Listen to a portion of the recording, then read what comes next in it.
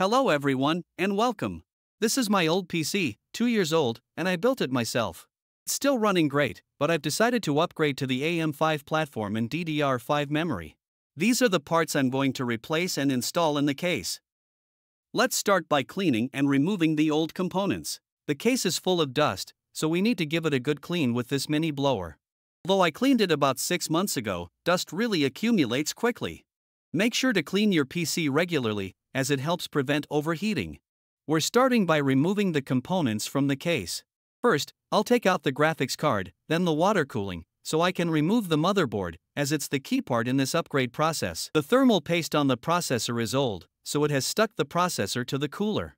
I need to remove everything that's in the way, including this fan that helps with cooling by expelling warm air outside and providing better airflow. Now I'm carefully unplugging all the cables. I need to be cautious here not to damage them or the pins on the motherboard. Even though I'm replacing it with a newer one, I'll keep it because I plan to build a similar PC. Now it's time for the motherboard. First, I'll unscrew all the screws so I can take it out. The best way to do this is to have the case lying down, so the motherboard doesn't fall and get damaged. But if you're careful, it can be done this way too. And there it is, the motherboard is out. Now we're going to install the processor, RAM, and storage devices. First, I'll remove these brackets for air cooling because I'm installing water cooling. And here it is, the AMD Ryzen 9 7950X3D, a true beast.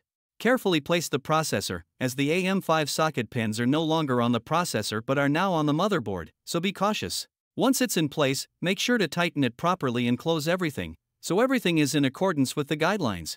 Now I'm installing the M.2 SSDs. The first one is the Samsung 992 TB 5.0, the second is the Samsung 980 EVO 2 TB 4.0, and the third is a regular Kingston 512 GB. And now for the RAM. 2 Corsair RGB DDR5 modules, each 32 GB, with a speed of 6400 MHz. Now the motherboard is ready, and I just need to install the mounting screws that come with the water cooling. For better and easier installation of the motherboard, I will flip the case upside down. I'll place the motherboard and tighten the screws to ensure it's stable. Now I'll carefully connect all the necessary cables I can for now, until I install the other parts. If anyone needs help with this, feel free to reach out in the comments.